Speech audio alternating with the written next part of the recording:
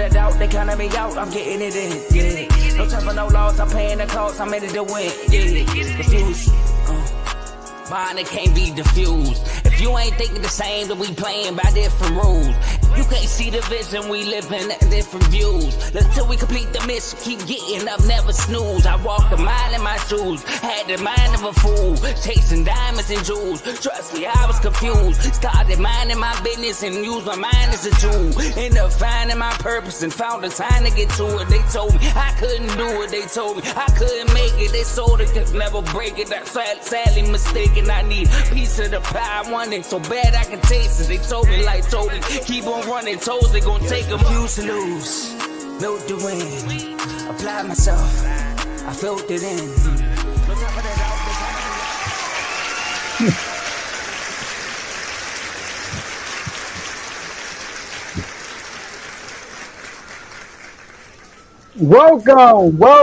Welcome to Unfazed with myself, JJ, and my boy AJ, or should I say Super Bowl champion AJ 2K, two-time 2X, I should say, right?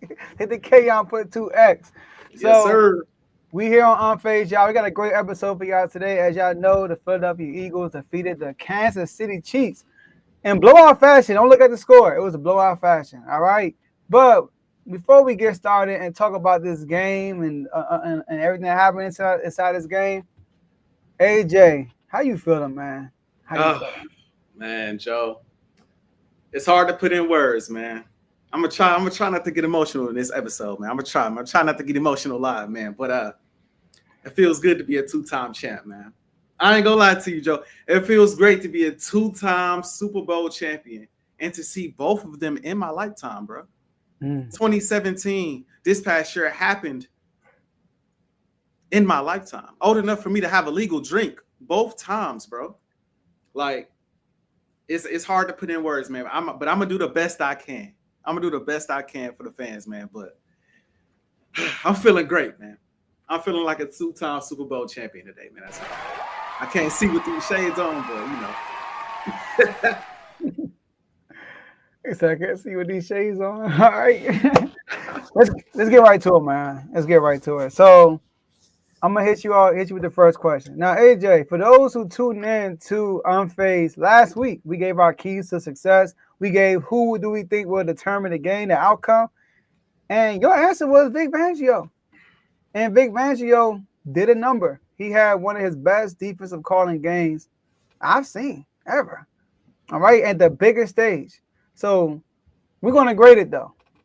So I want you to give the viewers your letter grade for Vic Fangio and his defense. Joe, first off, I just want to say I'd be lying if I said I expected what I saw. If you remember, I said, Vic, put us in position. Give us an opportunity. I did not expect to look up in the third quarter. These are Super Bowl champion shades. That's what those shades. Super Bowl champion shades. That's what those are. I did not expect to look up in the third quarter and for the Chiefs to have 0 points on the board. 0, Joe. I looked up. It was 34-0, Joe. We at the party, man. I'm at an Eagles function. We in that. We live. We live, Joe. 34-0. Joe, Patrick Mahomes. Some people say he the GOAT. I say he right up there. I'm not going to say he the GOAT, especially after what we just saw, but he up there. It was conversations about him potentially being the GOAT if he won this game, won Super Bowl MVP, comparisons to Tom Brady and everybody else. Shout out to my boy Ant watching. He jumped on board too, man. He jumped on board. Shout out to my boy Ant, man. Shout out to my boy Ant, man. We needed his cheers. We needed his cheers. Patrick Mahomes, 11.4 QBR in this game, bro. 11.4 total QBR. Do you hear what I just said, bro? 11.4 total QBR from Patrick Mahomes. 3 turnovers. It's the most in his playoff career. These boys trailed in this game for 51 minutes and 15 seconds, bro. That's basically the whole game. That is basic. That's pretty. I don't remember a time where they had to lead. If I had to give Vic Fangio a letter grade, I'd have to give him an A+, bro. I couldn't give him anything lower. And what I'll say about it is this. I love the things he did on the back end, but he didn't even have to, bro. Because the front four wreaked havoc all game long. It felt like the New York Giants versus Tom Brady. That's what it felt like. It felt like the Seahawks versus Peyton Manning. That's what it felt like. They wreaked havoc all game long to the point where for the maybe literally the first time in Patrick Mahomes' career, since I've watched him since he was a rookie in the league, Joe. For the first time, I watched the game and said, Pat looks frazzled, bro. Pat looked out of it. There were times where he was just running into the defensive line, bro. There were times where he had a pocket and he ran into the defenders. And I'm watching the game like, oh, he looked punch drunk out here. Like he not used to taking this type of punishment in the pocket. All his running around and escaping and all of that. We got athletic guys on that defensive line that got to him all game long, bro. So that defensive performance, man, we're going to get to Hurts in the offense pretty soon. But that defensive performance, man, they deserve an A+. I can't give them nothing lower than that. They didn't start scoring like that till we put the bench guys in. We put the bench in the Super Bowl, Joe. In the Super Bowl, we had the bench players in. That's when they really started making plays. So I got to get his defense and Vic Fangio. I think they said he's been in the league coaching for 38 years. This is his first Super Bowl. Shout out to Vic Fangio. He did more than put us in position to win that game. He did his thing. He was prepared. He had the defense ready. He had them guys ready to go. I got to give him an A+, bro. Without a shadow of a doubt. He deserves an A+. Can I give him an A++++? Man. It was beautiful, man. It was a beautiful execution. One thing I like about him, he did not blitz like you said, but he stuck to his guns. He didn't send out one blitz the whole game. And they ran zone almost 60% of the game. Mm-hmm. So they ran zone, trusted his back end, trusted his front four, and they create pressure all game. The first half, 20 dropbacks, 10 pressures. Second half, 42 drops. The whole game, 42 dropbacks, 16 pressures, 6 sacks. That's crazy in the Super Bowl. And like you said, and I said this in the other show, Mahomes, a lot of these sacks were on Mahomes. Mahomes trying to run up the middle and somebody grab him. Run up the middle, try to get to a crease, somebody grab him. And then I know Carl mentioned this, his timing of his clock was moving a little faster. And then he was anticipating the rush much sooner than it should have been. And it ended up in the sack. So the defense 1 yard is the offense played well. But the defense was the main story because I felt like the defense of the Chiefs, they did what they could. You know what I mean? Like one of my keys to success for the Chiefs were defending one-on-one. Because they're going to be one-on-one opportunity because Saquon going to be focused on. And they did a great job with Saquon. I got to give them that. They kind of shut him down. But they kept getting beat one-on-one. I mean, you just got to tip your hat off to the Eagles, bro. They got weapons. You know what I mean? Like, I can't get mad at it. First throwing a good ball, there's good catches. I'll give it to y'all. But the score was 10-0. 10-0. Almost halftime.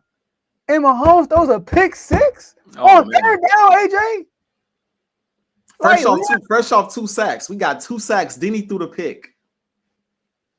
Cooper DeJean's, my bad for interrupting. Cooper DeJean's first interception of his career in the Super Bowl on his birthday against Patrick Mahomes going for a 3-peat. Pick 6, bro. Think about that, bro. Bro, that's greatness from a rookie, bro.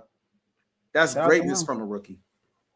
Shout out to him, man. That was just that was terrible. And then the pick 6 happened. And then the defense come back on the field against y'all and get a stop. And y'all punt it. And I know everybody, even you, was probably like, they get the ball at half. If they get a touchdown, okay, we gotta get a stop right here, y'all. You want to think of a turnover? Let's get a stop. I was like, okay, Mahomes, you've done this. You've been down before. Tom Brady's the broadcaster, 28-3. Just get some points this drive. You get 3 points, you get a touchdown at the start of the half. It's a one possession game. What he does, he on the first play throws it right to Zach Vaughn. I was like, yo, confused, seeing ghosts. He got hit too. He got hit a little bit. He got hit. Yeah, he got hit. And also, like, y'all had him rattled the pressure. Like, it was one third down play. He tried to run it through it, and it was a bad pass. And it had a first down, but he just overthrew him. He was right in front of him too. Like, y'all defense was phenomenal. Phenomenal. All right.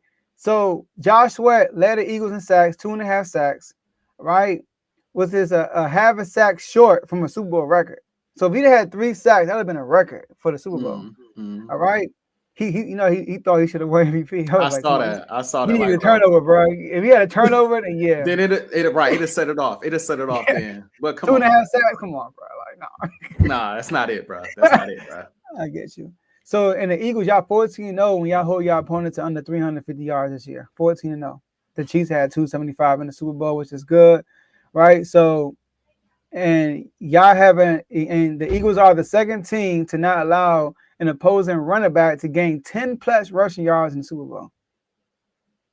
That's one thing. I kept on one-dimensional too in the first half. They ran the ball one time in the first half. Yep. So some of that was on coaching though. Some of that Andy was just Reid, bad what are you coaching. doing? Yeah, man. He went back to his old habits when he coached us. That's how he coached us in Philly. All we did was throw the ball, bro. It's like, bro, hand it to Westbrook, bro. Give it to bro. Drop back pass. If Westbrook getting the ball, it's a screen. And it's not like I know, right? It's not like the one time they ran it, they had negative yards. I think they gained like 3 yards. I played or something like that, 2 or 3 yards. He went forward. So. Yeah, man. Shout out to our defense, man. The score don't really tell the game. It was 34-0 at one point. Like Vic Fangio did his thing. He balled out, bro. And like I said, he's seen Patrick Mahomes now. That was his 9th time, bro. If anybody knows him, it's him, bro. It is him. It is Vic Fangio. If anybody knows Pat, it's Vic Fangio. Now, I do want to respond to my boy Ant. Patrick Mahomes was running around like crazy against the Buccaneers. I don't know that I walked away from that game saying he looked rattled, though. It was everybody else. Guys was not only was he running around, guys was dropping passes, guys wasn't making plays, they weren't getting defensive stops. So I didn't think he played amazing in that game. He had constant pressure in his face, but he still had those Mahomes-like plays where it's like, yo, really, if dog would have like that play where he got tripped up and he fall into the ground and he threw it, I think to Tariq Hill in the end zone and he dropped it. He dropped it right in the end zone. He still had those moments. Dog, he in our game, and there's no shot at the Buccaneers. Respect them as champions in 2021.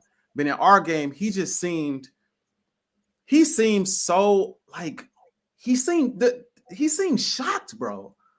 Like he seemed shocked. And one thing I said behind the scenes, I didn't say this on the show, but one thing I said behind the scenes to Kev was they have not seen Saquon Barkley. Like, Saquon had never played them before. They hadn't seen Saquon Barkley. What I also forgot to say and even think of, bro, they really have not seen this defense, bro, the way it's been playing. It's the best defense in football. And when you watch it, I don't know if there was a defense that was close, bro. The way they was able to force turnovers, get pressure, like no shot at any other team in their defense. But the way this defense played in the playoffs, they got multiple turnovers in every game of the playoffs, bro, including the wild card round. Patrick Mahomes, Matt Stafford, Jordan Love, like, bro. Every game we got turnovers. Jaden Daniels, he threw a pick at the end of the game, but we forced 2-3 fumbles. Yeah. Like, this defense was the Chiefs looked shell-shocked, bro. They looked shell-shocked. I will say there was another time I seen Mahomes look rattled was when they lost to the Bengals in the second half. Couldn't recognize him. Oh, okay. Yes. Could not recognize him. The playoffs a couple years ago when yes. I couldn't recognize him for real. I'm like, what the world? He had bad throws. He threw a pick in overtime. I think it was crazy. So, but Vic Fangio, man, like, yeah, We talked about it. Probably the best we've seen since Legion of Boom. Yeah. Yeah. Talked about it, bro. And that's what it Joe. looked like. Sorry. Oh, you good. You good. You know, AJ, you kicking off every topic today. All right, this is your day. I was gonna ask. I was gonna ask you about the next one too. So okay, I was like, bro, kick me off for the next one, bro. I was definitely gonna ask, bro, kick me off for the next one, bro. I definitely was. I'm not gonna lie. I got you. But I do want to respond to your boy too. All right, Anthony. But like the Buccaneers, like I said, this game is not like that game. This game is more like the Seahawks and Broncos. That's what this game reminded me of. Like we talking about defensive domination, and they couldn't really and big plays on offense. So that's what. And Percy Harvin went crazy that game too. But yeah, facts. All right, so AJ, it's your day, man. It's your day. It's your week. It's your off season. Man. So QB hurts. QB1.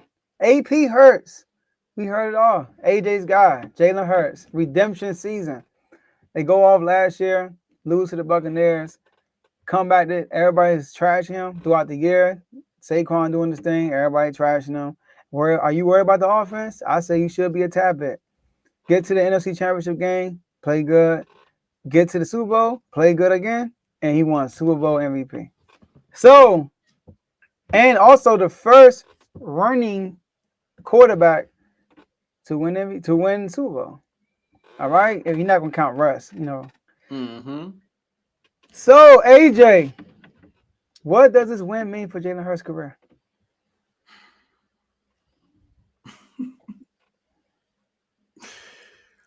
Oh man, bro. Jalen Hurts is my favorite player in the entire football league, bro. I don't know if there's anybody that ride for Jalen more than me, bro. To be honest, I just don't think there are. And before I get to that, I want to take a trip down memory lane. I remember when Jalen Hurts got drafted to Philadelphia. Story time. I was like, what the hell are we doing? That's my first thought. What are we doing? We just signed Carson Wentz to this lucrative deal that literally that same offseason, if I'm not mistaken. I'm still thinking Carson Wentz is the guy. I'm a loyal guy, especially with my quarterbacks. I'm very loyal to my quarterbacks. I thought Kevin Kolb was nice for a little bit. Just did. So I'm like, what are we doing, man? This don't make sense to me, right?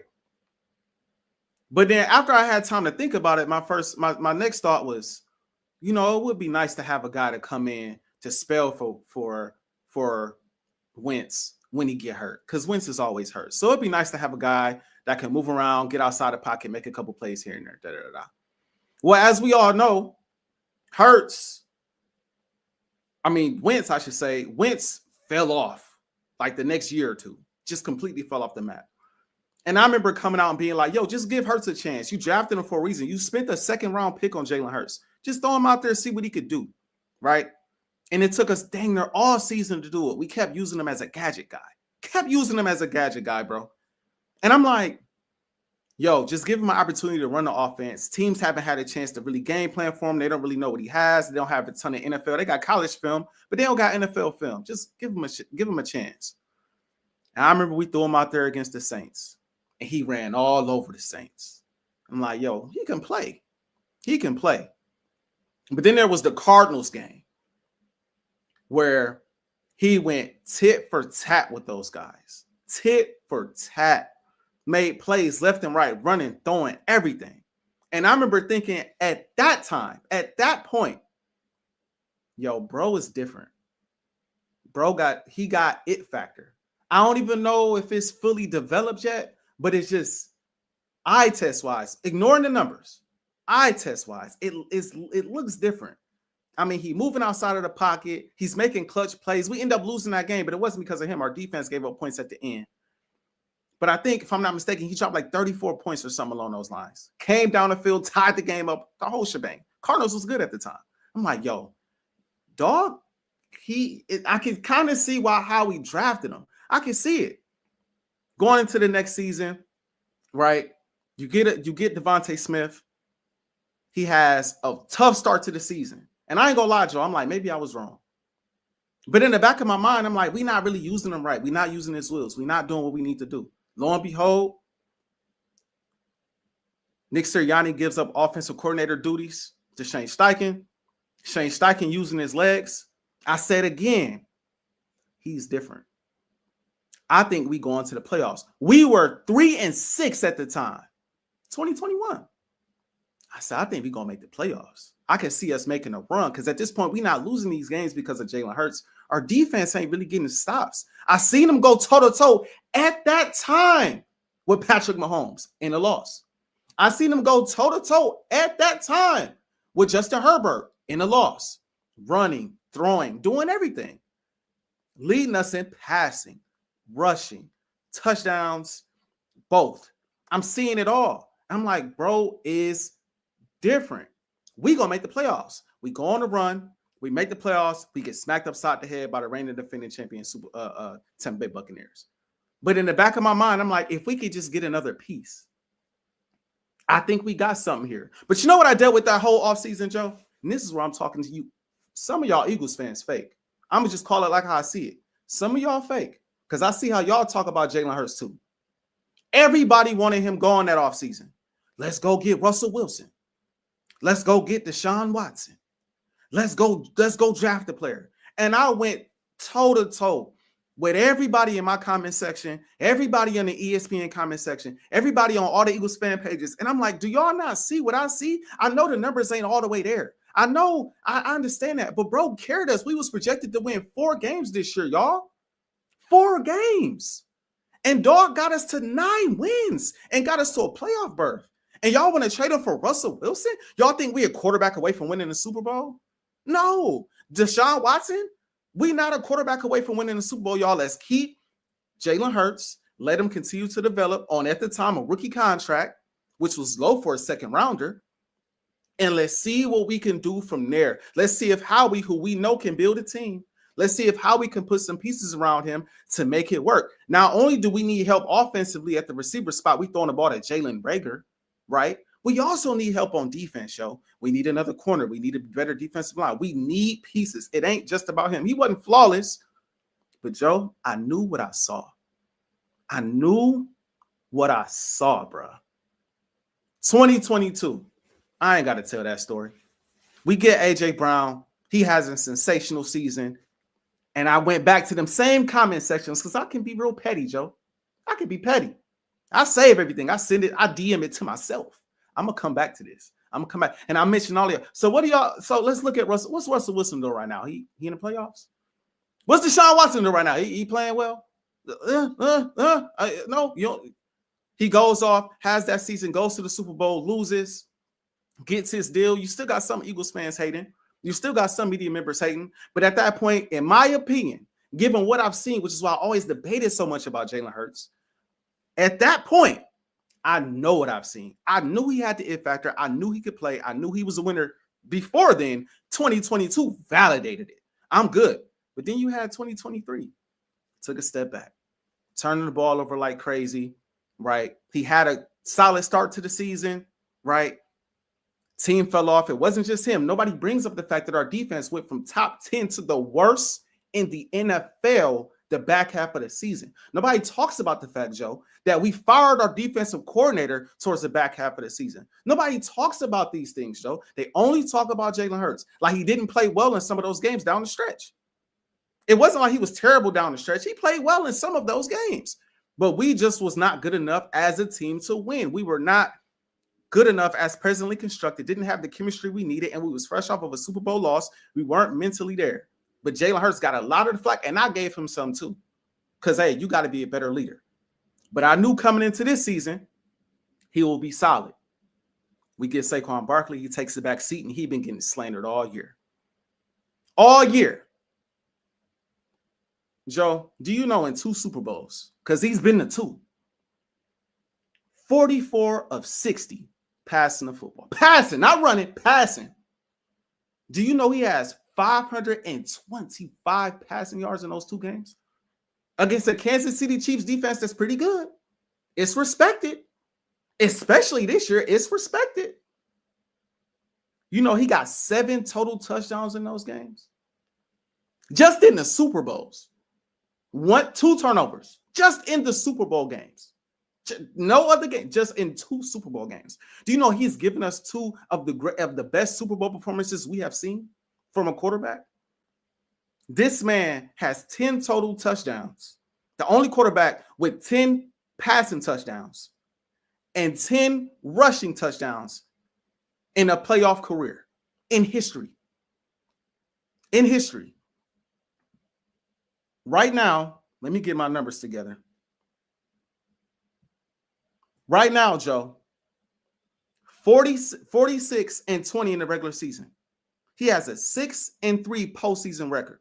He is a 2-time Pro Bowler, a one-time second-team All-Pro member, a 2-time NFC champion, 2-time NFC East champion, a Super Bowl champion, and a Super Bowl MVP. He also has one of the highest win percentages since 2000, behind Brady, Mahomes, Big Ben, Russ, Lamar, and then there's Hurts. So when you ask me, what does this mean for Jalen Hurts' career, given everything I just said, bro? I think he's undeniably top 5 in the NFL. And like I've said before, I set the table purposely. I said if Jalen Hurts go out there and win this game, and he wins Super Bowl MVP, he building a Hall of Fame caliber resume.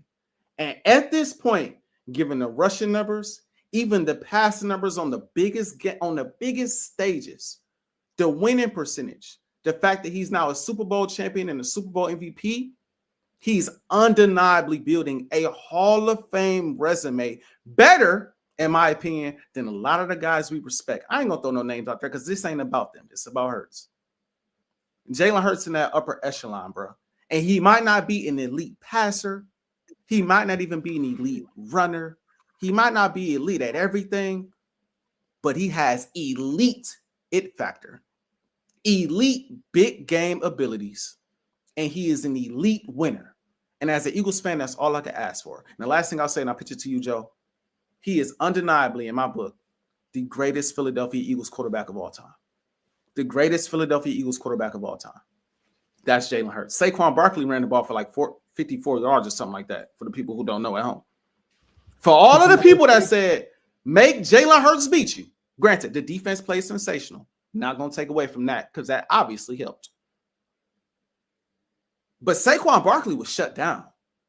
And at every turn, Jalen Hurts made plays with his arm and with his leg. Set a record for the most rushing yards by a quarterback in the previous Super Bowl. Then came back and broke it the second time. It's what can we say, Joe? All I can say is I knew he could do this since 2020. I knew he had it in him, bro. And I'm happy to be right about him, bro.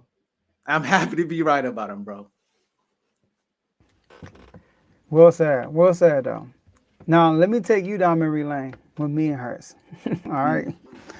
So, first of all, I second that. He's the biggest Hurts supporter I ever met in my life. All right. So, I want to say that. I do got to give shout out to Cav, though. We had an Eagles guy, Joe Castro, come on the show. And it was right after that 2021 season you're talking about. Right after that. And we had a question, what is Hurts' expectations? And Joe Castro wasn't too high on Hurts. He wasn't. But Kev came on the back end and defended Hurts. He said he's not going to be a typical quarterback with all the stats. He's going to be a mixture of, and sorry, Kev, I'm quoting you wrong, Lamar Jackson and Tom Brady. That's what he said. And we were like, right, chill. You're naming the perfect quarterback, right? But that's not what he meant, though. He's not saying like he's going to be as good as Lamar. He was saying like the type of quarterback he would be similar to Lamar, like a running pass type quarterback, and the mindset with Brady. And he kind of nailed it. So when y'all drafted Hurts, I didn't really think too much of it, tell you the truth, because Carson Wentz was the man, right? And I remember when y'all went to the playoffs and lost to the Seahawks. And I gave Carson Wentz a lot of praise that year because y'all had so many injuries that year. We talking about the 49ers dealing with injuries. That year, Carson Wentz didn't have not one 500-yard receiver. right? So his guy was Zach Ertz. Receivers, he didn't have. It was injury galore in that Philly year, and they beat out Dallas the game before the last game to get to the playoffs. I remember that when Dak did the interception in the game, by the way. But so Carson Wentz, and then get to the Seahawks. Jadeveon Clowney hit some with a dirty hit, knocked them out, and they lost. Which I thought they would have won if Carson Wentz never got hurt. You ain't the only one. But then you and me both believe our team would have beat the Seahawks if our QBs never got hurt. Shout out to RG3. All right. So, but then the year after that was 2020. No, that was 2019. 2020 happened. And then 2020 is my first introduction of Hurts for real. So Hurts comes in, I think, during the season, right? Mm-hmm. And I know what game you're talking about too, the Cardinals game. He had like 300 some yards, like 3 or 4 touchdowns. I remember that game, right? But I remember it's Dougie P's last year, and he knew he was gonna get fired. And we played y'all last game of the season. We need this win to get to the playoffs. Hurts, I'm not gonna say he was destroying us, but Hurts was moving the chains. Like he was a weapon. And I remember y'all benched him. Mm-hmm. And I was like, thank you, God. I was like, thank you. Because this dude, I'm clipped up on R2L. That when we played y'all in 2021, I made the playoffs. I was like, Hurt scares me because he's a playmaker. He can use his legs and stuff like that. And then 2021 happens. First half of the season.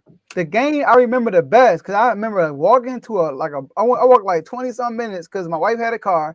I had no keys. I got to lock myself out. So I walked to a bar like 20 minutes away and watched the Eagles versus the Cowboys game in Dallas. And he threw a pick six. He was throwing the ball a lot. And then I remember walking away from that game like, yo, he's throwing the ball too much. And then I changed the play caller. And then he started running the ball a lot more. Y'all started winning more games. I remember that Chiefs game. It was y'all forced the Chiefs to score. That's how I remember. Like y'all was putting up points. Y'all put up over 30 points that game. Am I not mistaken? The Chiefs had to put up some points that game. Yep. So I remember that. I remember, you won't believe this. On R2L, we was making our playoff picks. Mark picked y'all to upset the Buccaneers. I don't know if you knew that.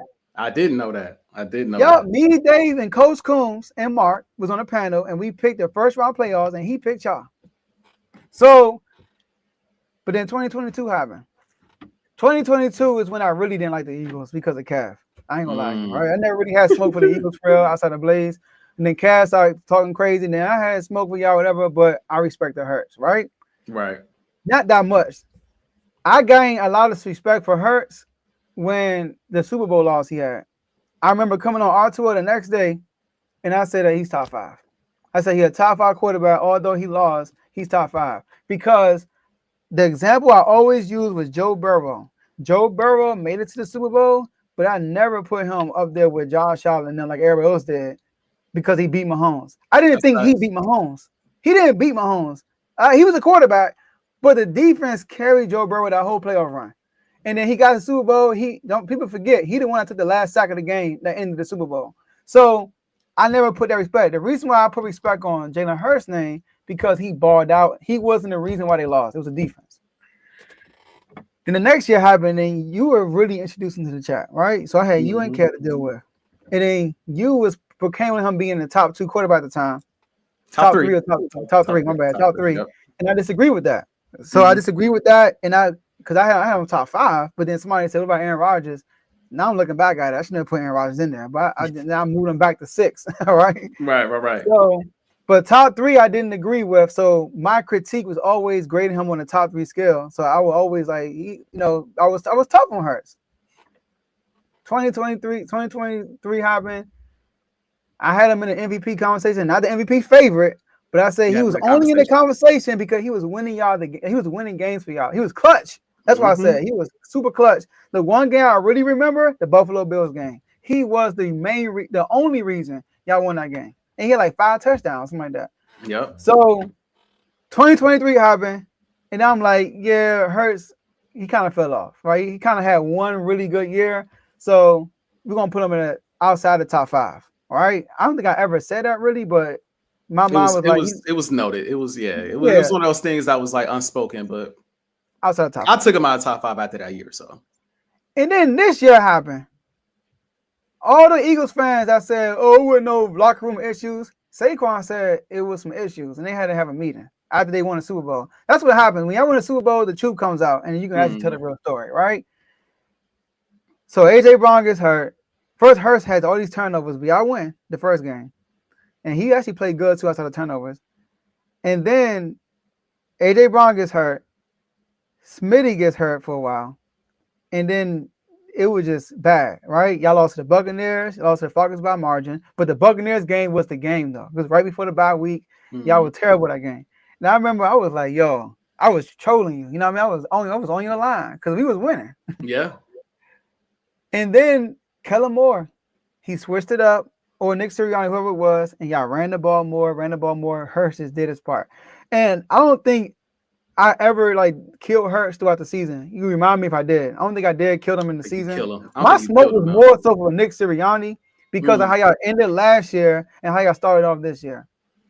So then we get to the playoffs and we had that famous episode, all right?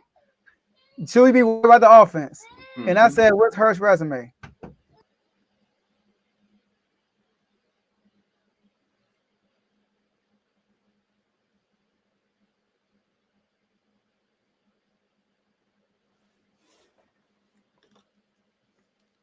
Jay Hurts the best quarterback in the NFL, y'all. Now, while we have this commercial break, I just came in to say he really is the best in the league. You know what I mean? He's the best in the league. Saquon Barkley, best running back in the NFL. You know what I mean? AJ Brown, best receiver in the NFL. We know the defense is the best in the league. We know that. You know what I mean? Figured I'd get that out while we having this commercial break. All right, go ahead, continue, Joe. Yeah, I think my son, he in a Hurst man. He was like, "Hold on, Daddy, you getting tripping, right. All right, my bad, y'all. I'm sorry. But family first. All right, he a JD5 fan, y'all. I'm sorry, y'all. He a JD5 fan. But my whole had that famous episode. We had that. Famous episode when I said, "What's Hurts' resume?" And then I kind of had to fix that statement, right? But basically, I feel like Hurts, you know, and I'm not gonna lie, it's we're not gonna go there today. But one thing Hurts did, what I respect, and I said it last episode. You said, Joe, Hall of Fame career, all that stuff, and I end up on the back end of your statement. I'm like, you know what? I'll put him in my top 5, but I got Hurts in my top 4. Yeah. And I got pushback for that, by the way. I got obviously the top 3, Josh Allen, not in order, Josh Allen, Lamar, and Mahomes. And I put Hurts at 4 because Burrow didn't make the playoffs. I'm sorry. He didn't make the playoffs. And then we can't keep saying it's his defense. I never heard a quarterback that got an excuse for not making the playoffs because of defense. I remember Lamar Jackson didn't have a defense all year, the first half, and he was still winning games last time I checked. Yeah. So yeah, I put Hurts in my top 4. Because I gotta respect Super Bowl MVP. And it's not just that. It's because the fact that he was an All-Pro 2 years ago. If he was not an All-Pro, AJ, he probably wouldn't be my top 4. I probably put him on top 5 because it's not really a solid 5th person. But because he showed that individual war, like, yo, I'm the guy. I can still do this. Yeah, I'm the guy. He showed that, which was that All-Pro year, and he lost both of the games he didn't play, and then. This year, he wasn't. Saquon was the guy, but he was the guy in the Super Bowl. So I got to respect that. And my last thing is this, the Hall of Fame. I'm going to say this. Y'all have a team that's built to go back-to-back. All right? If y'all go back-to-back and Hurts wins another Super Bowl MVP and he wins All-Pro, I would say you're a Hall of Famer. Oh, wow. Eli got 2 Super Bowls. His only wins came on the Super Bowl run, by the way. 2 Super Bowl MVPs, and he's considered to be a Hall of Famer. Considered. And because he started Tom Brady. Y'all start the 3-peat, number 1. And y'all will go back-to-back, which this is considered a dynasty, number 1. In the NFL, back-to-back is a dynasty. And then on top of that, 2 All-Pros and 2 Super Bowl MVPs, you got to be Hall of Fame. Yeah, I have to agree. Like I said, that's why I said I haven't gone as far as to think what he'd have to do to make it. But my biggest point was he's building that. And that's something that a lot of people never thought they'd be able to say, including myself. I always said he had it factor. But Hall of Fame didn't enter my mind until the Commanders game. And then it's like, all right, let's really think about this resume. Like, let's really think about what he's accomplished. If he's able to win this game and win Super Bowl MVP against Mahomes, I believe this is the second time he has outplayed Patrick Mahomes in the Super Bowl. Now, that's just me. It might be an outlier opinion. I know he turned the ball over in that first one, just like he did in the second one, except this didn't go for 6 the other way. But in my personal opinion, eye test and numbers wise, I truly felt like he outperformed Patrick Mahomes in both the Super Bowls that he's been in. And Patrick Mahomes is a guy who could still go down as the GOAT. It's still possible. I know a lot of people writing them off now. I'm not completely writing them off right now because he could still rattle some off and be in the conversation. Brady didn't three-peat either, right? Now, he ain't get smoked like this either. But at the same time, like, Patrick Mahomes still has time to catch time. So my biggest thing, bro, is like I've always said, Jalen Hurts has the ability to match whatever the other quarterback on the other side of the ball can do. And one thing I love about Jalen Hurts, bro, I've said this before and I will say it again. He is the epitome of whatever his team needs him to do in order to win. That is what he is going to go out there and be. So I see comments like this. Oh, Hurts got carried. I read that so wrong. I thought he said Hurts carried. Oh, no. He said Hurts got carried. By the way, I believe that's a Vikings fan who said that yeah, you remember Sam Darnold was the best quarterback in NFC and he was better than Hurts and he had 2 of the worst games we ever seen going into the playoffs and then in the playoffs. Conversation for another day. But I see stuff like that and I'm just thinking to myself, bro, what did y'all say in 2021? People like him. Who carried then? Because I saw a guy and everybody glosses over it, Joe. That's why I always bring it up as a guy who watches every single Eagles game. I'm a real one. I watch every single Eagles game and every moment of the games. I saw a quarterback lead us in every statistical offensive category besides receiving yards and receiving touchdowns, bro. I saw that. I saw him carry us to the playoffs. Nobody wanted to say that, though. They brought up everything else. This ain't no shot at you, Joe, but you know, the schedule and who they played and the division wasn't that good. But bro, they was projected to win 4 games that year. Okay, next year, who carried us then? Yeah, the defense was elite. No question about it, bro. But where was that defense when Hurts was not able to play? Where was they at? Not getting stops to help us win against Dallas. Not doing what needed to be done to win against the Saints. We had to rush Jalen Hurts back to clinch the number 1 seed in the NFC. The Eagles didn't want to do that. We just rest Saquon Barkley, who we about to get to in a second, to ensure that we can make a Super Bowl run. We don't like to do that. We almost had to rush Jalen Hurts back this year to secure our seeding. Thank God Kenny Pickett came in there and got a win. So who carried us then? I'd argue Jalen Hurts carried us then. Team was great. But Jalen Hurts was an MVP candidate and second team All-Pro. 2023, Joe, who carried us then? Because as bad as he was, we don't have 11 wins without Jalen Hurts. I saw 4 or 5 game-winning drives from Jalen Hurts that year. Multiple comeback victories from Jalen Hurts that year. But we don't talk about that. We talk about the turnovers. We don't talk about that. We talk about everything, all the games things went left towards the back end of the season. We don't talk about that. We don't talk about how he carried that year to 11 wins. Whatever is required. We need you to be the guy in 2022. He was the guy. We need you to be the guy in 2021. He was the guy. We need you to be the guy. We need you to. Defense is up and down. We really need you to carry right now. He got us 11 wins, bro.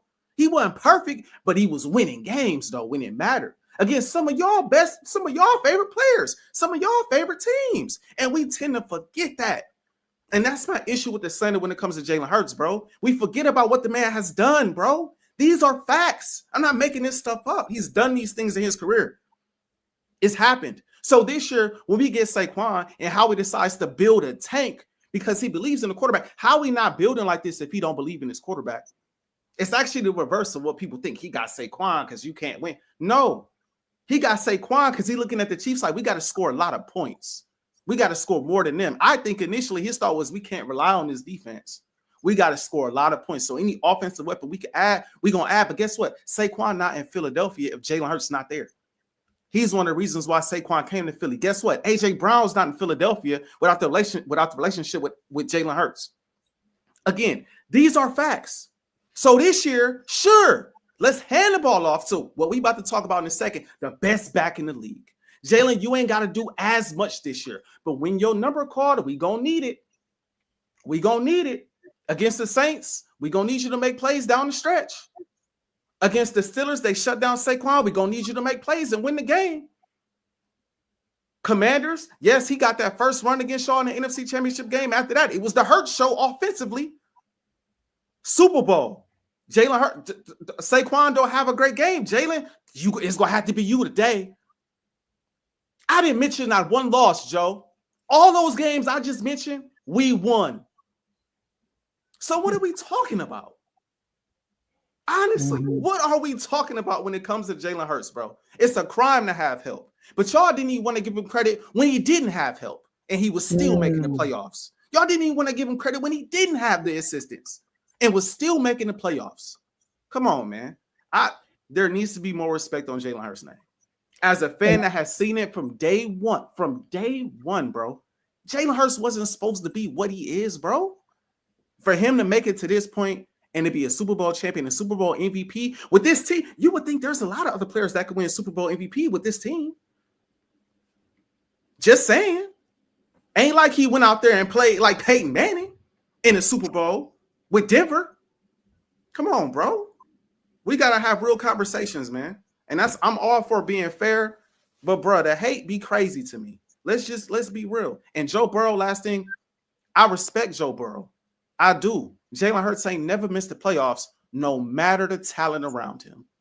He always been in the playoffs. And I ain't trying to hear no more about the AFC either. My boy is like 14-2 against the AFC since 2022. So all this talk about, could they make this run? Could they? We just beat Pat. So who's to say if we won in the AFC, we'd have beat them on the way to the Super Bowl and smoked whoever came out of the NFC. I'm not tolerating no more Jalen Hurts disrespect, bro. Can't do it. Yeah. And that's why I put him 4, because what he did prior to the Super Bowl. Like, he showed the individual heroics before he won this one. Now, he didn't have it truly in his whole run. Like you said, it needed to happen, but he did win Super Bowl MVP. That's big. And he was big against us, too. So, but the All-Pro. My bad. Go ahead. No, I said there's an All-Pro and getting his team to the playoffs. Those two, it kind of solidifies that he's not truly being carried, because he had to make, like, he made some plays. He made some plays against in the Super Bowl. You know what I mean? He made some. Like the one to Jahan Dawson, that's a full-out blitz. It was a couple of third-down plays that he could get. One to AJ Brown, one to Smitty. He ran. It was one drive. He had 2 big runs on a full-out blitz. Like, he was making plays in that Super Bowl. So you gotta give him his credit. I mean, come on now. That's all I asked for, Joe. That's all I asked for. All these other quarterbacks people want to put over them, they ain't Super Bowl champs, bro. And they look like they need some help too. And that's what nobody want to talk about, Joe. They all look like they need a little help to beat Pat, right? They all look like they ain't nobody doing it. I'm not going, but like, yo, that defense is crazy though. Our defense listen, our defense played lights out. And I'm not taking nothing away from our defense. They scored touchdowns for us. So I'm not taking that away from them. Like, but yeah. I also saw what I saw when he met up with them before. So what he just did, he's already shown he could do that in a previous Super Bowl on the biggest stage, bro. Mm-hmm. Like, again, whatever is required, bro. Whatever, he might not have the best game, might not look pretty, but whatever is required of him in that moment. They shutting down Saquon, bro. We gonna need you to make up. So many times I watched this season, we need you to make a play, Jalen. There wasn't a game this year that we lost because of him. Yeah, he don't lose that game. Bro, not one game, bro. Not one game. Saquon dropped a pass against the Falcons. He didn't finish the game against y'all. We lost the game against Tampa Bay. Nobody showed up that day. Yeah. Nobody, but probably Saquon. He had one big run all game. My bad. I know we need to move on to the next topic. But comments like that, bro, at this point, bro, respect, bro. He is Super Bowl champion, bro. He is Super Bowl MVP, bro. He got a ring on his finger, dog. Enough of the nonsense. Enough of the nonsense. We gotta clip that out, that part. The whole part just there. But shout out to Tomo with the $4.99 super chat. My boy Tomo. My boy in his bag, I had to drop a super chat. Hurts over Allen. Yeah, he was making a case that Hurts should be second behind Mahomes. Ooh, really? Oh, I gotta go back and watch that. Yeah, he wanted to put him above. He wanted to put him above Josh Allen for real. But then, I gotta go back and watch that. yeah, he was like Tomo was in his Eagles bag. All right, so Hey, I respect it. I respect it, man. So for one great Eagle to another, Saquon Barkley, man. Saquon Barkley had a tremendous season, first year, and quick turnaround. Win the chip in his first year, coming from the Giants, who are a laughing stock of our division, of the NFC for real, to win a Super Bowl. So I'm gonna ask you this, Super Bowl AJ, 2X. Did Saquon have the greatest running back season ever? Joe, this man Saquon, by the end of the year, playoffs included, had 2,504 rushing yards. This man Saquon had 18 touchdowns by the end of the year. 18, bro. Honestly, bro, if he didn't win the Super Bowl, I think we could still have a conversation about a few backs. Still have a conversation about, Terrell Davis and those type of guys. He was going to break the record no matter what. He's now the league leader in yards, including playoffs, in the history of the NFL. So you could make the case for a running back that winning the Super Bowl was instrumental in winning the Super Bowl if Saquon didn't win the Super Bowl. But the fact that he did win the Super Bowl, I don't think it's debatable, bro. Message to everybody who questioned why we rested Saquon Barkley. You see that confetti? You see this flag? That's why we rested Saquon Barkley. That's why we rested Saquon Barkley. Oh, but if y'all lose to the Packers. Oh, but if y'all lose to the Rams. It stopped when we seen the Commanders. People stopped saying that, like analysts. People stopped saying that then because it's like, okay, they didn't made it to the NFC Championship. Okay, I guess it was worth it. And he has a solid game against Shaw, first play of the game, and we got the ball. He running for his life out there, scoring a touchdown, breaking tackles left and right. He looked fresh all playoff run, bro. And something else I want to point out, AJ Brown said he wasn't even 100% for a close to into the Commanders game. Devontae Smith came into the playoffs with a banged up back. We saw offensive linemen in this playoffs as well, especially against the Commanders. I mean, we was rotating the centers in because those guys were banged up. So not only was my case for Saquon resting because I want him to rest and be refreshed, whether people wanted to own it or not, the rest of the guys on that offense needed rest. Even when we got rest, we was still hurting out there. So just imagine if we just tried to play straight through. Who knows how these games go, bro? Because we needed our offensive line against the Rams to create holes for Saquon, and we needed him to be on his game. And we needed him against the Packers as well. We needed him in every game. But I'm just talking about the games to start. Saquon Barkley opened this offense completely up. Granted, he didn't have an amazing Super Bowl. But them selling out to stop Saquon helped a lot. It helped a lot. You got a lot of one-on-ones. And, bro, they won all of their one-on-ones. A.J. Brown, Devontae Smith, Jahan Dotson. They won all of their one-on-ones. Y'all blitzing? Oh, y'all selling out to stop the run? Jalen Hurts and those receivers said, bet. This is what we wanted y'all to do. Go ahead, let's play us one-on-one. All y'all got is Trent McDuffie, and Trent McDuffie was out there looking like food. So Saquon Barkley's impact on this team all season long made y'all forget Jalen Hurts was a damn all-pro. That's why he the greatest running back, had the greatest season ever, because he made y'all forget who number one really is, a guy that can still light it up when asked to light it up. It's the numbers, it's the impact, it's the fact that he concluded this season as a Super Bowl champion. I think it's not even close. It's undeniable that Saquon was extremely instrumental in pushing us over the top. We were already a great team. If we just assembled this defense, along with this offense, without Saquon, I still believe we'd have been a damn good team. I do, because I believe in Hurts. Like I said, I know what I've seen, especially with this defense, the way they played this year, and in this playoffs, the way they played this year.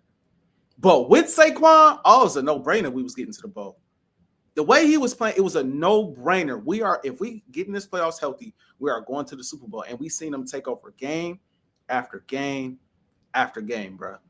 So We could go down. I could list all the games he ran 60 yards plus and, 60-yard runs and 70-yard runs and all of that. Y'all watched the season. Y'all saw it.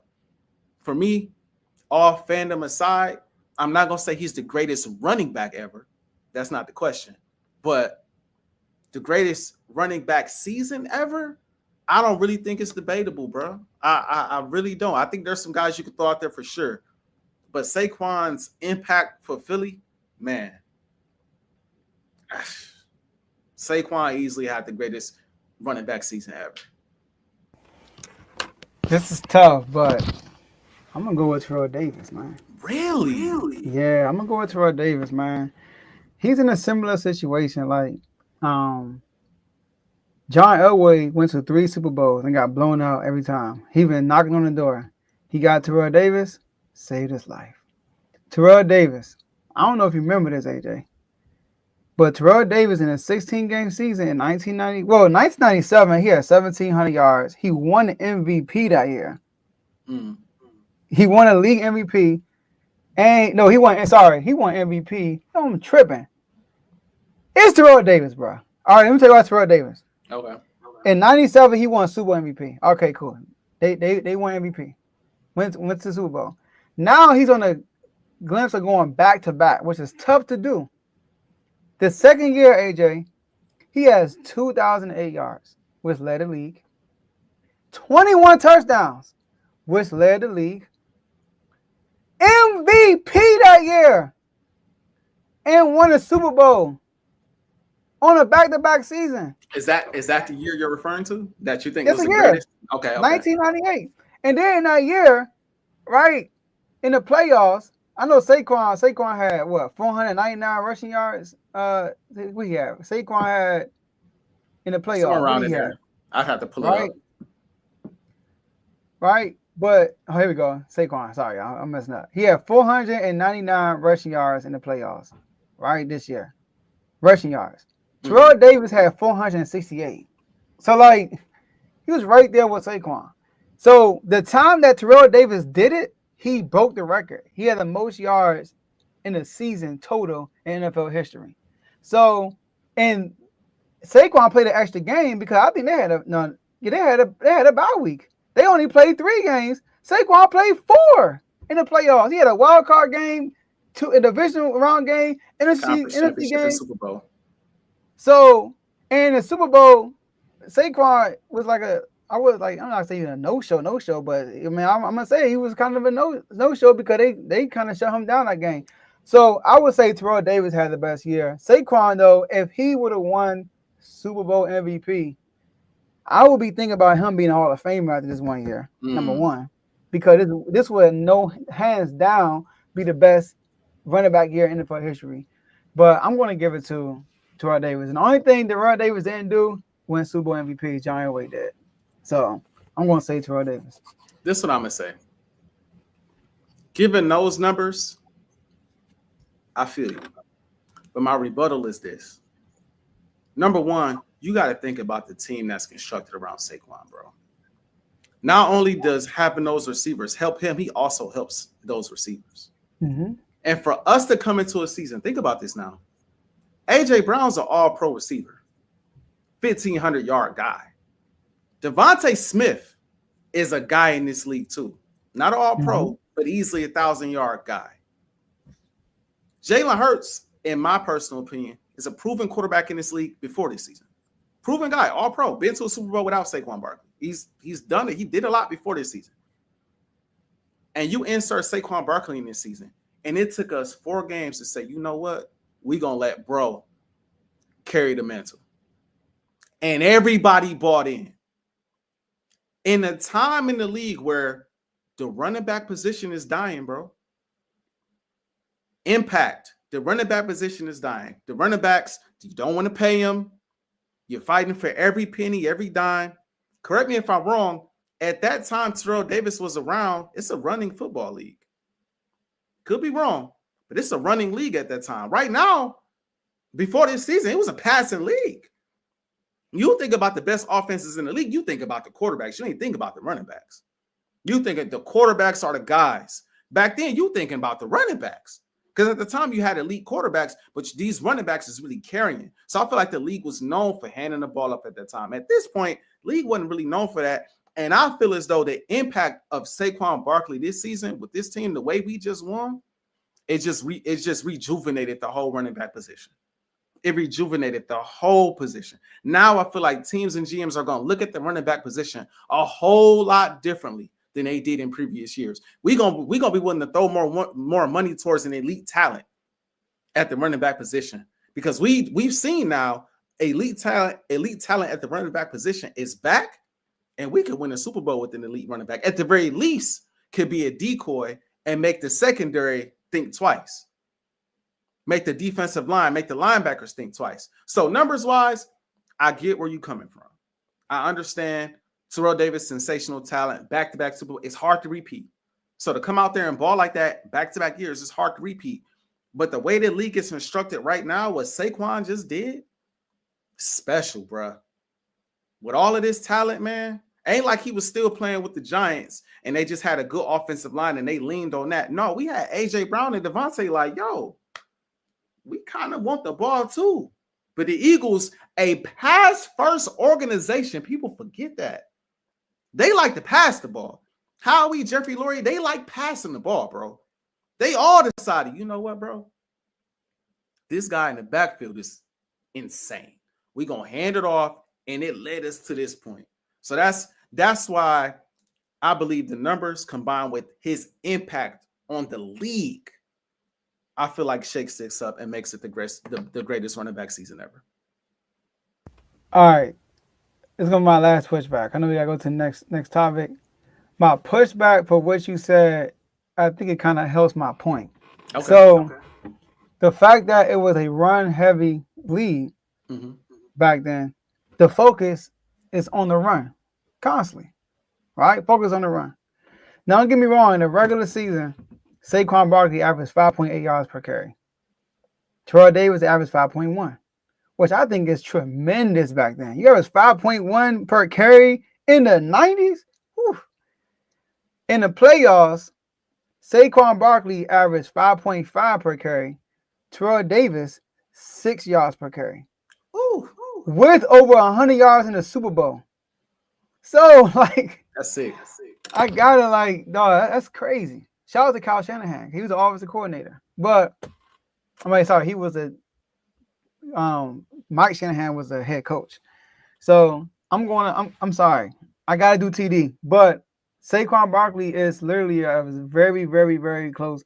Saquon Barkley does get a lot of credit for me in the Hall of Fame category because of the times he's doing it in. Like, it's not a run heavy league, but Saquon's getting his touches though. It's not like he getting the same amount of touches your average running back in today's league. He's running the ball over 20 plus times a game. Like in the Super Bowl, he ran about 25 times. He did. In the Super Bowl. He did. You know, so, but Terrell Davis, man, had a crazy season. And then his season was off of an MVP year. Yeah. And winning the Super Bowl, that's tough. So I feel like Saquon will push that next year.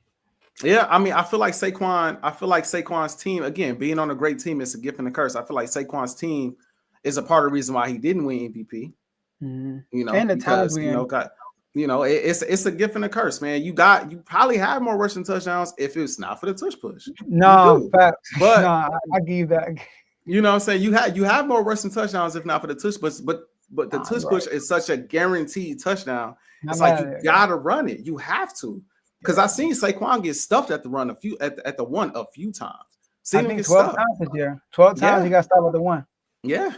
So and we've given him an opportunity to get in, and there have been times where he just ain't get in. And we went to the tush push next. So I do believe if not for the tush push, which again is a product of the talent that you have around you, you have more touchdowns and you probably win MVP. No, he would have. He would have led the league in both categories for sure. Yep. So I think so, but at the end of the day, I respect it though. I respect the Terrell Davis take. I respect that. If we're gonna count Hurts tush pushes, we can't count the almost touchdown with Saquon. I get it. No, I get it. I feel like it's a gift and a curse because as an Eagles fan, even if you take out my Hurts like fandom, when we get to that goal line, I want the tush, bro. Like, it's a guaranteed yard. It's a guaranteed touchdown. Run it. Yeah. Run it. Like, I don't care about the flashy. Just run it. You know what I mean? I'm letting you know, they might ban it. After I saw Chris Jones in the sideline doing this, I said, dang. Yeah, maybe. They might ban the touch plays because the Chiefs is not liking it. Yeah, that's fair. But hey, we got our Super Bowl with it, though. So I ain't too bad. Hey, we got our ring off of it. So thank you. Thank you. All right. Now, listen, with the cherry on top, let's talk about the head coach, Nick Sirianni. On a hot seat early this year. I mean, you watched the media after that Buccaneers game during your bye week. Oh my gosh, it was chaos. It was chaos all over the media. When he started yelling at the Browns fans, chaos all over the media. When AJ Brown put out the book, chaos all over the media. So, AJ, let's talk about it. What does this season mean for your boy, Nick Sirianni? Nick Sirianni is a guy I have not backed at all times like Jalen Hurts. I haven't. And that's, again, dating back to 2021, where I'm like, yo, this man can't call plays. He cannot call plays. Now, situationally, he can be great, especially that year. Situationally, he was really good, right? As far as galvanizing the team, he was really good. But as far as calling plays, he could not call plays, bro, to save his life. It was horrible. It was terrible. But the Eagles don't win these games without him. They don't go to the Super Bowl without him. They don't have the success that they have had without him. There's something to be said for understanding I might not be the smartest one in the room. So let me give Steichen this opportunity to be the offensive coordinator and run it. Last season, I took over play calling from Ben Johnson. I made some plays here and there. I fired my defensive coordinator halfway through the season after we lost to, I believe, after the Cowboys lost. This year, you know what? We're going to bring in Vic Fangio. We're going to bring in Kellen Moore. They're going to run it.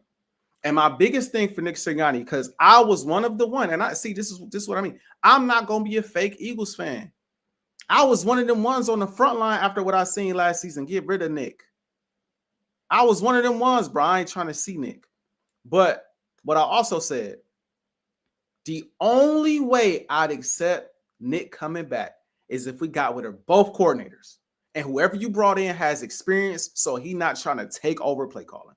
And what did the Eagles do? They kept Nick, brought in Kellen, and brought in Fangio. And like I said, they took over. So my biggest thing for Nick coming into this season, CEO coach, you are not calling the plays on offense. You are not calling the plays on defense. We know that. Situationally, you making decisions, but you are not calling the plays. So the two things I need you to be A1 at this season, and I mean A1. Number one, I need you to manage the locker room because it's a lot of egos in that locker room, bro. Jalen Hurts, people don't, he ain't going to say it. Jalen Hurts got an ego. You can see it. Now, he pushed it to the side, but you could see it during that Commanders game when he scored that touchdown. He's like, yo, this is what I can do. This is what I do. Like, let me do this. You know what I mean? But he let me out of my straitjacket. It was a joke, but it was a lot of seriousness to this because, like I said before about Jalen, he has shown what he can do throughout the trajectory of his career, but people seem to forget. A couple bad games, one down season, they seem to forget. We got to manage that. Like you said, AJ Brown, passing. You got to manage that. You got to manage him on the bench, reading books and how people going to take that. BG came out and said what he said. Now just everybody talking, fresh off of what happened last season. Is it going to happen again? And Nick Sirianni on the front line was the first person we heard from, and he shut it all down and told the truth. We had a meeting. I talked to everybody. I talked to them all every day, and we are good.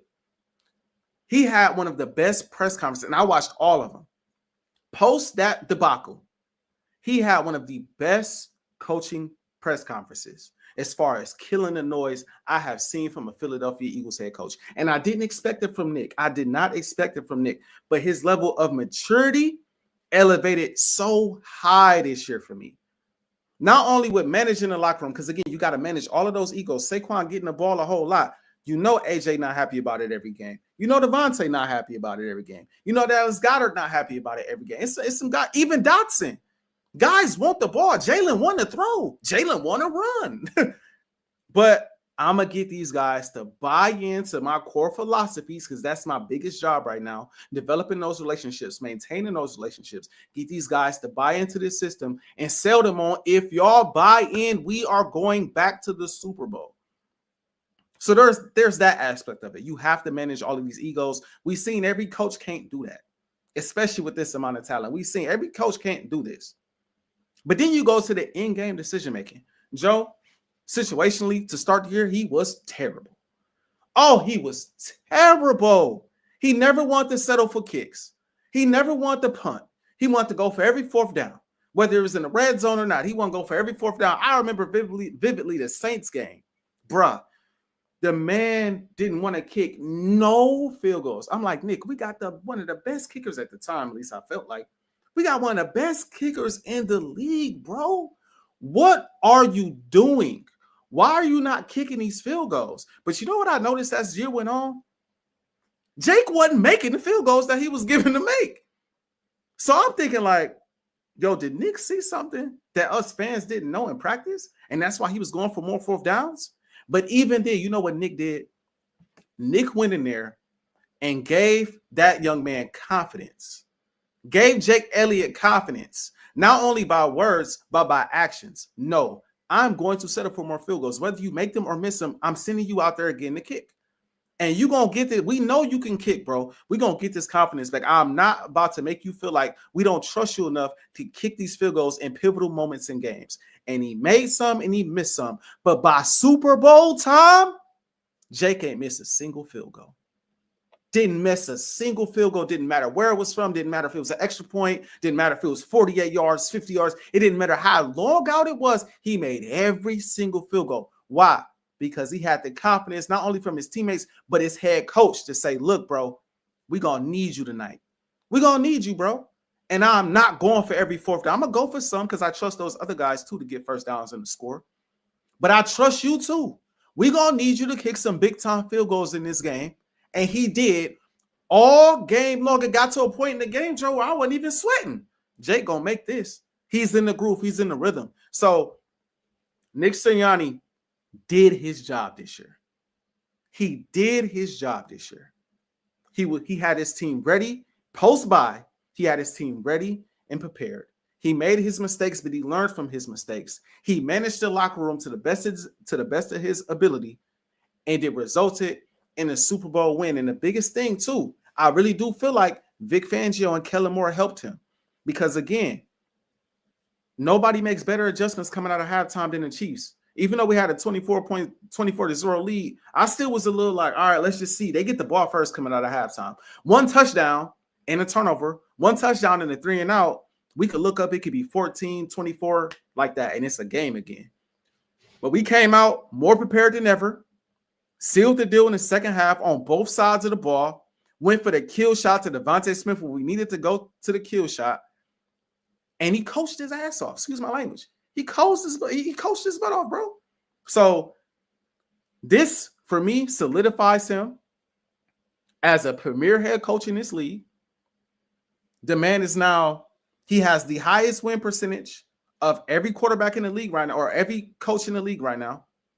Just like Jalen Hurts, he's been to the playoffs all 4 years. He's now facilitated and stopping the three-peat. He's a Super Bowl champion and a two-time NFC champion. Line that resume up to some of these other coaches that we put at that level, and we'll see who resume look better. I got to go with Nick Sirianni. I think he's a top 4 head coach. And the last thing I want to say, top 4 head coach. The last thing I'm going to say about Nick Sirianni is this. It frustrates me as a Hurts fan to always have to recycle coordinators every year. Every year. I feel like Jalen Hurts is on his 10th offensive coordinator since college days. But these head coaches going getting jobs, and it ain't all because of Jalen Hurts. His coaching tree, Shane Steichen, a head coach. Kellen Moore just is a head coach now. Ben Johnson, I think he went and coached for y'all. He's not a head coach because he just had a rough year. But in these now 5 years that he's been the head coach, he's facilitated in these wins. And the coaches that he had at coordinator positions, can't forget about Gannon, defensive coordinator in 2022. We got 3 head coaches off this coaching tree in 5 years. Again, we only say that about guys like Brady, or guys like Belichick. I mean, guys who are elite at the coaching position. Shanahan. Like, we say that about the best of the best. These coaches leave and they go get jobs, bro, as the head coach of the league, the head coach of their teams. So for all of those reasons, man, it gives me confidence going into next season that he's going to make the right decision at coordinator offensively, because our defensive coordinator is now set. Vic don't want to go nowhere. So it gives me confidence that he's going to make the right decision at offensive coordinator. And it gives me confidence going into the next season, knowing no matter what, he's going to be able to manage this locker room, which was a question after 2023. He's going to be able to manage this locker room. He's going to get everybody to buy in, because now we Super Bowl champs. How can you not buy in? The man know what he's talking about. How can you not buy in, right? And the man just going to keep winning, bro. I have confidence in that when it comes to Nick. I have confidence in my coach. I don't, as much as it irks me, and I know we're going to start season slow with new coordinators, I trust Nick. And that's something I wasn't sure I was going to say at any point. But I'm at the point now, all his antics, his energy, the stuff that he does, man, the team, they play around that. That galvanizes these guys. They play for him. So I think this means Nick Sirianni has a job for the foreseeable future with us. And I think he top 4. I had to go down the list of coaches, but I think he top 4 easily in the NFL, bro. Easily at this point. Man, Nick Sirianni. I think I made him top 4 going into the Super Bowl. Mm-hmm. All right. And I know you asked me, Joe, if he win the Super Bowl, will you at least put him above Sean McVay? I'm thinking about it, AJ. I haven't finalized it yet. I'm gonna come out with an announcement of his top 5 head coaches, and then I'll make it damn. It's debatable. It really is. It really is. Teaser for y'all. Make sure y'all tune in. Yeah. So my gripe with Sirianni, there's been rumors that I've been killing him because of him going for it. The only times I really got on him like that was against the Saints game, because our defense was playing tremendous, and I felt like there was no reason to go for it to take the points. And the Jaguars game, going for 2 and all that stuff, like those 2 games were the games I was like, all right, Sirianni, what you doing? Come on, bro. Yeah. All right. But 2022, I'm clipped up on that too. For y'all who want to make narratives of me, right? I'm clipped up on that. I praise Sirianni for his gutsy calls and going for them 4th down. I praise Sirianni on his situational football. Like when there's a play that Devontae Smith dropped the ball, he quickly get them back up to the line. Like, come on, throwing the challenge flag, all that stuff. Sirianni does a good job at. Yep. Play calling, you mentioned it earlier in the segments, right? It was terrible with Jalen Hurts. Even last year, I remember Cal was like, yo, he's sabotaging our coordinator. I remember Cal was saying that. And then I didn't really blame Hurts. What I said about Hurts last year was he's supposed to be the leader. He gets a lot of credit when y'all win. He got to take some blame for this crumbleness. But Sirianni took most of the blame for me with that. And then even earlier this year, I don't know if you remember, after the Bucs game, I came on here and said, yo, y'all haven't scored on the first quarter yet. Y'all the only team haven't scored in the first quarter. I'm like, y'all had like 16 missed tackles. Y'all wasn't ready. Sirianni don't have y'all ready. But I got to give him props. He had y'all ready in the 2 biggest games y'all ever played this year. He definitely had y'all ready against us. Mm-hmm. And he definitely had y'all ready against the Kansas City Chiefs. It was payback, and you can feel it. Literally, you can feel the payback. We want payback on the Chiefs. And Sirianni had y'all boys ready. Vic Fangio, last time I checked, he handpicked Vic Fangio. He handpicked him. He wanted him a year and a half ago. Mm-hmm. Couldn't get him, went to the Dolphins, and then went and got him. Kellen Moore, I don't know if he picked Kellen Moore. He picked Kellen Moore too. He had more to say he had more to do with Kellen Moore than he did Vic Fangio. That's a bonus for him, because Kellen Moore's name was getting killed in Dallas. Killed. He was getting all the blame. He was a scapegoat. He was a scapegoat. Not to cut you up, Joe. Go ahead. We brought up the conversations we was having in the offseason about Kellen Moore, if we could win with him. Yeah, I remember y'all was like, well, Hurts ain't that. And the Eagles not Dallas. No shot at them right now. But the Eagles are not the Cowboys, bro. I'm just saying, bro. Just saying. Yeah. I was having a ball listening to no conversation. I'm like, but it was funny hearing y'all defend Kellen, but then it was because Kellen with y'all and not with them. But that just shows you Dallas is some I don't know. But he handpicked his coordinators. Part of being a great coach is I say this is why I put him in my top 4, right? Part of being a great coach is picking the talent. Nick Saban is the greatest coach in college history, but guess what? He's one of the best talent pickers in history. His recruiting class is crazy. John Calipari, good coach, but he's probably a better recruiter. So it's all about getting the guys. And when you got the guys, manage the egos. We see a lot of super teams that don't make it because the Eagles aren't managed. We see that all the time, AJ. Just because you have the great team don't mean it's gonna flourish to victory. So shout out to him for doing that. Now, 2 interesting stats that stood out to me. All right. Andy Reid is an Eagles legend. Sirianni, in 4 years, 6 playoff wins, which is second behind Andy Reid, who had 10. Andy Reid, y'all went to 5 NFC championship games. 4, sorry, with the Eagles, I think. 4. Somewhere around in there, yep. And he already about to, if he, another wild card team, next year and get the Super Bowl and win, he will tie Andy Reid. That's crazy. But this is the one that got me right here, AJ.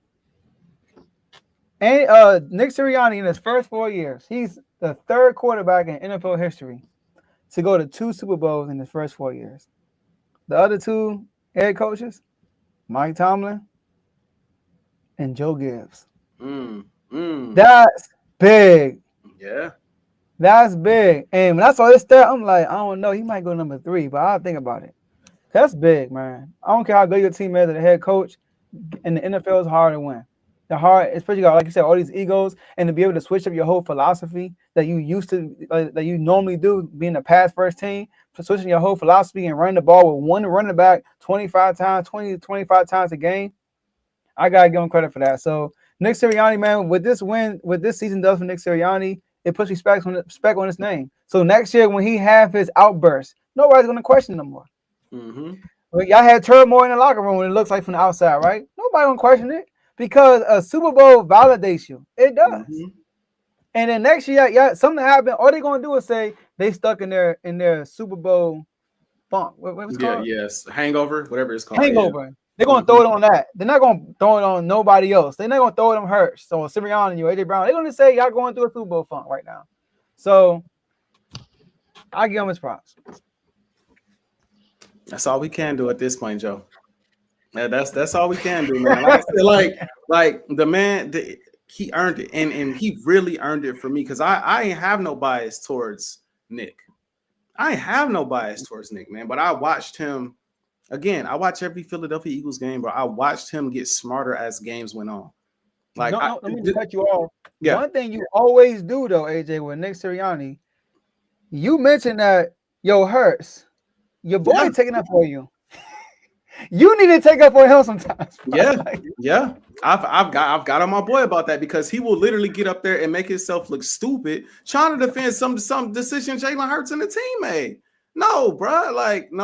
Yeah, I drew that up thinking maybe we get an offensive or defensive pass interference. So, just take a shot there. And AJ in the locker room, bro, we did that.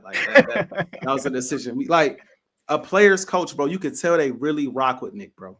You can tell they really rock with Nick. And not to change the topic slightly, but I do want to throw some respect on Howie Roseman too.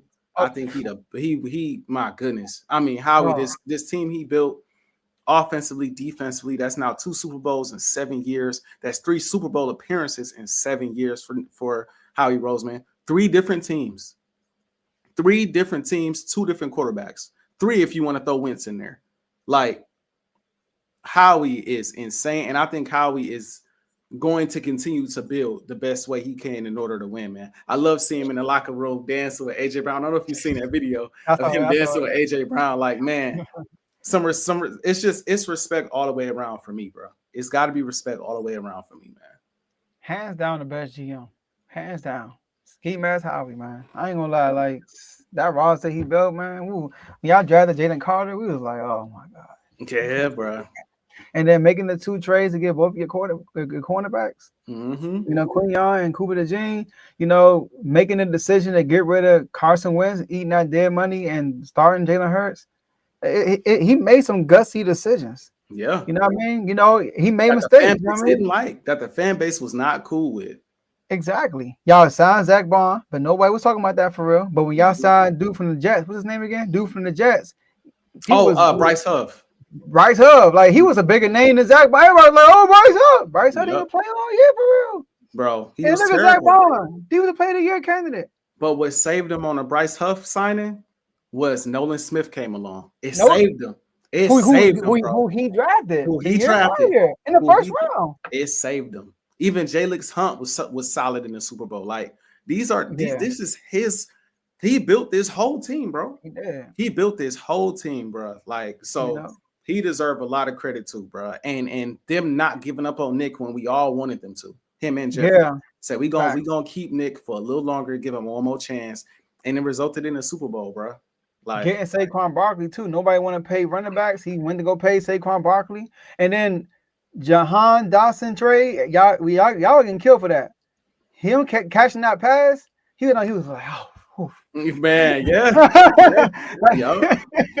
He caught that one. He caught a crucial third down in that game too, and ran for a first down. Like, Jahan played well, bro. Like, get a start.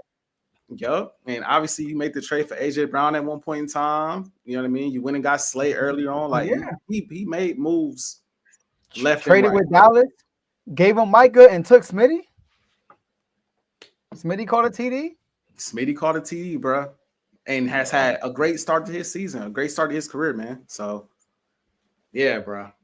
I mean, the running back way is a wave. It look like, right? Yeah. That's what it look like. You know? So.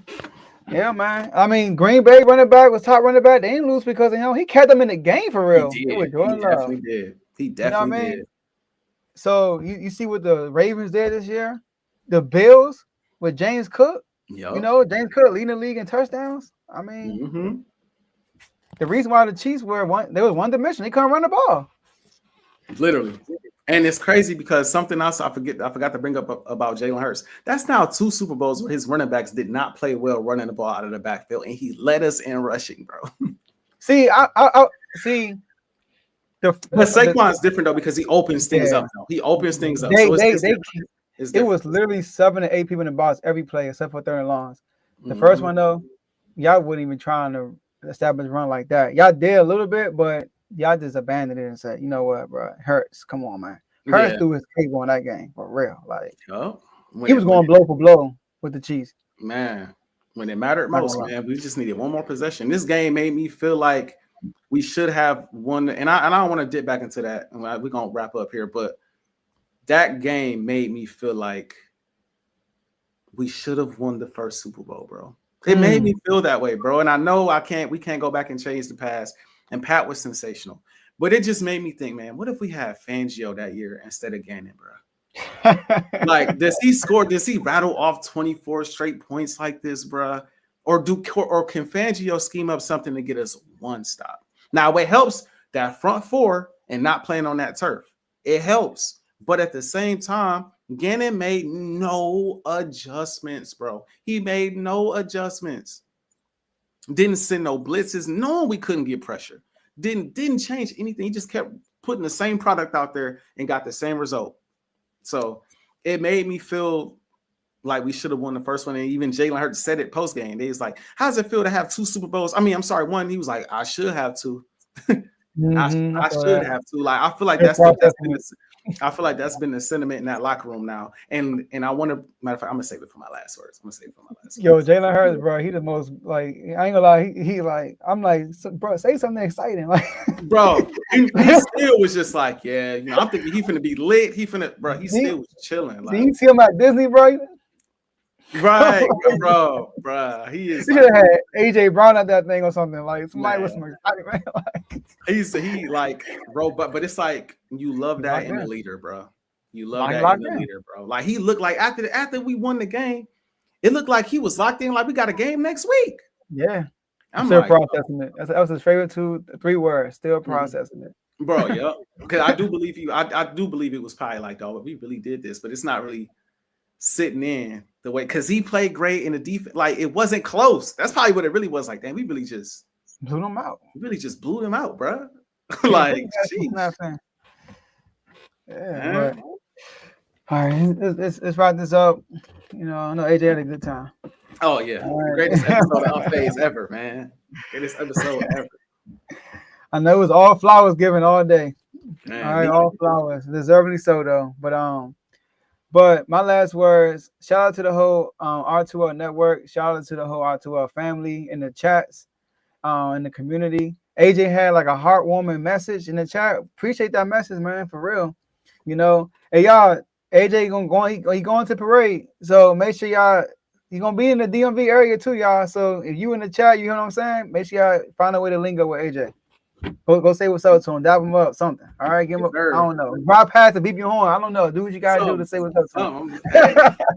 Exactly. All right. Shout out to everybody in the comment section. We appreciate y'all. Shout out to Tomo, for the super chat. We appreciate that. And shout out to our new member Taniqua. She a Eagle. This is Javon's girl. She a Eagles fan. Hey, that's what's up. That's what's up. Welcome. Like why Von got so much smoke for her and this lady is an Eagle fan, right? That's crazy. That is crazy. But yeah, so hey, shout out to the Birds, man. Y'all deserve y'all were the best team this year, man. So deservedly so. Hey, I'm just looking forward to competing in these next years, man. I know like y'all winning, so us losing the way we lost and y'all winning, I know it's gonna put like some fire under our GM. Mm-hmm. And we know to beat Philly, get that front four straight. Yep. On both sides of the ball. Front four straight. And that's what y'all focus on. Y'all focus on the D line and the O line. Yep. So I know we're gonna have that same mindset over here. So, yes, sir. My last words are, man, first off, shout out to the R2L family. I rock with all y'all, like I said in that message. And that's real. I mean that for real. Some of that was emotion because we just won the Super Bowl. You know what I mean? I was really feeling it. But I mean that, though. I rock with all of y'all. Everybody that's viewing, I appreciate all of the views, man. Eagles fans, we did it. And I want to say, man, I just want to – sports means a lot to me. It means more to me than I feel like the average person. I was raised in a household, man, where it's God, it's family, and it's sports. That's what it is, man. And so this passion is real. It hit different when you win a Super Bowl, when you was a day one fan. It hit different when you had to go through the days of the dream team, the days of Donovan McNabb and T.O. beefing and losing in the Super Bowl, Donovan throwing up in the huddle. The days of Kevin Cobb and Sam Bradford, you know what I'm saying? All these makeshift quarterbacks that we had, all these receivers that we had that wasn't really doing anything until we got Alshon Jeffrey. I'm running with Freddie Mitchell and Todd Pinkston. You know what I mean? It means something when you was a day one of a guy like Lito Shepherd was my favorite corner before Asante Samuel. Sheldon Brown. It means something when you've been here, Joe, from day one. 04 Super Bowl, we lost. I had to wait till 2017 to see it again. We came out, we won. And I will tell you, losing in 2022, the feeling of a Super Bowl loss is worse than the feeling of a Super Bowl win, if that makes sense. Like losing in the Super Bowl hurts way more than it feels good to win a Super Bowl. It's a weird feeling. But to everybody who questions, you know, you didn't even play for the team. Not saying people say that about more than just people like me. You didn't play for the team. You didn't do this. You didn't do that. These type of moments, they mean something to you as a sports fan. We got sports fans that deal with real life stuff. Hear me out. We got sports fans that deal with real life stuff. Real life stuff going on, from family issues to bills to school drama to whatever case may be. And the one thing they look forward to, man, I can't wait to watch my favorite team on Sunday. And if they lose, it ruins your whole week. Now all your problems come back to the forefront, everything hitting you. and it's just on you. But then you have moments like these where everything around you could be crashing, but you care so much about sports, seeing your team win, it just numbs any other pain you going through in life. Any other pain you going through in life, it numbs it. This means so much to me. I'm getting in the car and driving 18 hours to go celebrate with my team and my wife and my friends. That's how much this means to me. So I just want to say thank you, Philadelphia Eagles, bro. Y'all don't know how much as a fan I needed this. I feel like I'm experienced the city. I feel like y'all don't know how much the city needed this. Jalen Hurts now, one of only, 6 quarterbacks to win the Super Bowl MVP and the All-Pro, with Peyton Manning, Drew Brees, Tom Brady, Aaron Rodgers, and Patrick Mahomes. To have a validating moment like that, man, for your favorite player on the biggest stage, man, it almost brings you to tears. I ain't gonna do this. It almost brings you to tears. But I just want to say I rock with everybody, and it means the world to me, man. It means the world to me. All right, y'all. So we got for y'all today, and we'll see y'all next episode. we remain unfazed, but we remain unfazed. Unfazed. Let's get it.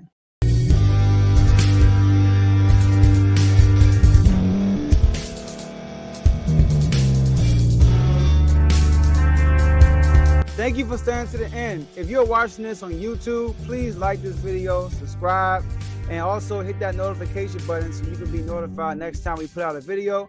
If you're listening on any podcast platform, subscribe and hit that notification button, y'all, so you can be notified we put out another podcast audio. And last but not least, hit that share button. No matter what you're listening to or watching it, hit that share button and send it to somebody that you know that would love to watch this episode you just listened to. So once again, thank you for staying to the end, and we'll see y'all in the next episode.